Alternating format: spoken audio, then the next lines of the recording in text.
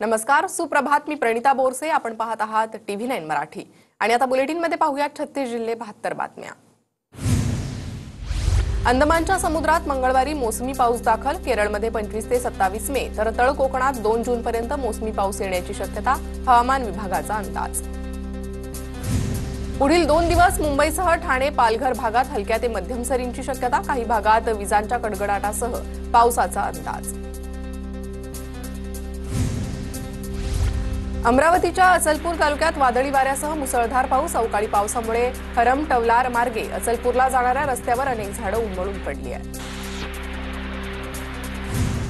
सांगली शहरासह परिसरात अवकाळी पावसाचा तडाखा. अवकाळीसह वादळी वारा आणि विजांच्या कडकडाटात नागरिकांची तारांबळ.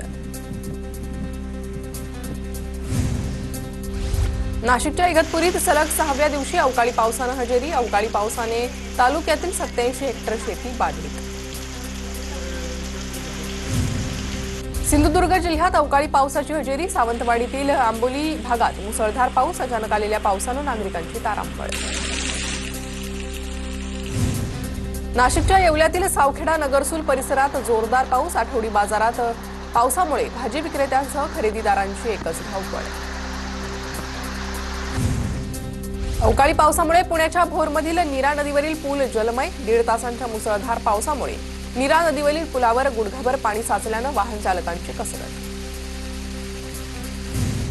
नाशिकच्या शरणपूर रोड परिसरात 3 वाहनांवर झाडं कोसळली. झाडं कोसळल्यानं वाहनाचं मोठं नुकसान. तर मागील 3-4 दिवसांपासून जिल्ह्यात वादळी वाऱ्यासह अवकाळी पावसाचं थैमान. पुण्यात विजांच्या गडगडाटासह मुसळधार पाऊस. रस्त्यांवर पाणी साठलं. टोमॅटो आणि कांद्याचं मोठं नुकसान होण्याची शक्यता.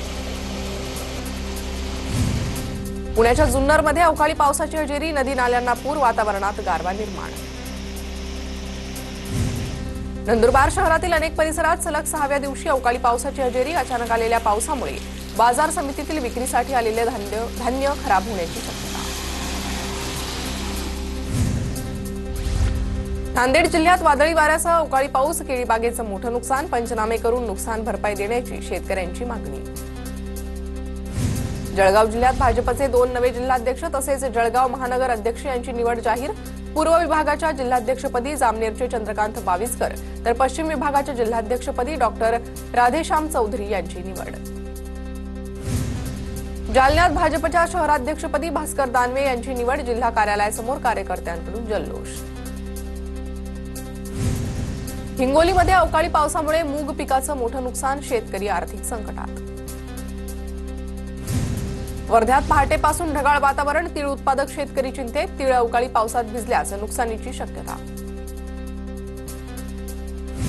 सांगलीच्या पलूस तालुक्यातील वसगडेमध्ये जमिनीचा मोबदला मिळावा यासाठी शेतकऱ्यांचं आंदोलन. 6 तासांनंतर रेल्वे रुळावरील शेतकऱ्यांचं ठिय्या आंदोलन मागे. ठप्प झालेली रेल्वे सेवा सुरळीत. रायगडच्या पेण तालुक्यातील माळवळवाडीतील आदिवासींचं पाणी आणि रस्त्यासाठी आंदोलन. शेकडो आदिवासींचं भोगावती नदी पात्रात उतरून जलसमाधी आंदोलन. तर 2 दिवसात पाणी आणि रस्त्याची समस्या मार्गी लावण्याचं प्रशासनाचं आश्वासन. गोल्ड मेडलिस्ट नेत्रहीन ईश्वरी पांडेला 10वीत 84% गुण. ब्रेल लिपीच्या माध्यमातून अभ्यास करत रायटरच्या सहाय्यानं घवघवीत यश. ईश्वरीचं सर्व स्तरातून कौतुक. पंढरपूर तालुक्यातील भटुंबरे गावातील विद्यार्थ्याला 10वीच्या परीक्षेत 35% गुण. 35% मिळवणाऱ्या विशालची ग्रामस्थांनी मिरवणूक काढली. ग्रामस्थांनी विशालला डोक्यावर घेत मिरवणूक काढत गावभर फिरवलं. ठाण्यातील 5 पाखाडीच्या सरस्वती एज्युकेशन सोसायटी हायस्कूलची विद्यार्थिनी सान्वी ठाणेकरला 100% गुण. सान्वीला संस्कृत विषयात सर्वाधिक 99 गुण मिळाले. बीडच्या श्री क्षेत्र नेकनूर येथे संत बंकटस्वामी महाराजांच्या 81व्या पुण्यतिथी उत्सवाची मोठ्या थाटात सांगता. ज्ञानसिंधू संदीपान महाराज हासेगावकर यांचं कीर्तन संपन्न झालं. उपमुख्यमंत्री एकनाथ शिंदे यांनी लाखो भाविकांशी व्हिडिओ कॉलवरून संवाद साधला. न्यू इंडिया कोऑपरेटिव्ह बँकेतील 122 कोटींच्या अपहारा प्रकरणी आरोपपत्र दाखल. 10 आरोपींविरोधात 12,634 पानांचं हे आरोपपत्र. आतापर्यंत 8 आरोपींना अटक तर 2 आरोपी सध्या परदेशात.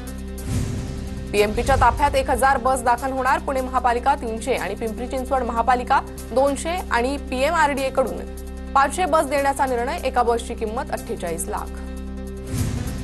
पुण्यात लोक अदालतीत एका दिवसात 86,000 दावे निकाली काढण्यात आलेल्या या दाव्यातून 183 कोटी 45,59,000 भरपाई वसूल.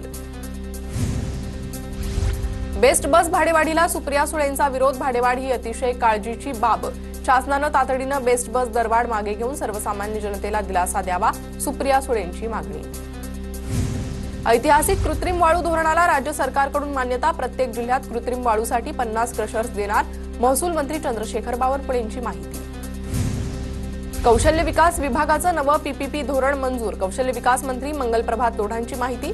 2 लाख आयटीआय विद्यार्थ्यांना अद्ययावत प्रशिक्षण मिळणार. जळगावच्या पारोळा येथे पावसाळ्याच्या पार्श्वभूमीवर आमदार अमोल पाटलांनी आढावा बैठक घेतली. शेतकऱ्यांच्या नुकसानीचे पंचनामे करण्याचे अमोल पाटलांचे आदेश. कोल्हापूर विमानतळाच्या संरक्षक भिंतीला लागून असलेला उजळाईवाडी नेरली तामगाव रस्ता बंद. भारत पाकिस्तान तणावाच्या पार्श्वभूमीवर विमानतळ सुरक्षेसाठी रस्ता बंद केल्याची माहिती. पुणे जिल्ह्यातील लवासा सिटीत मॉकड्रिल. जिल्हा प्रशासन आणि नागरी संरक्षण दलाच्या माध्यमातून मॉकड्रिलचं आयोजन. स्थानिकांना स्वसंरक्षणाचे धडे. यापूर्वी जिल्ह्यात 6 ठिकाणी झालं होतं मॉकड्रिल. मंत्री उदय सामंत आणि राज ठाकरेंमध्ये अर्धा तास चर्चा. राज ठाकरेंसोबत पालिका निवडणुकांबाबत किंवा राजकीय चर्चा नाही. भेटीनंतर सामंतांची माहिती. उत्तर महाराष्ट्रातील सर्व पालिका शिवसेना ताकदीनं लढणार. मुंबई ठाणेसह सर्व पालिका आम्हाला ताकदीनं लढवाव्या लागतील. संजय राऊतांची प्रतिक्रिया.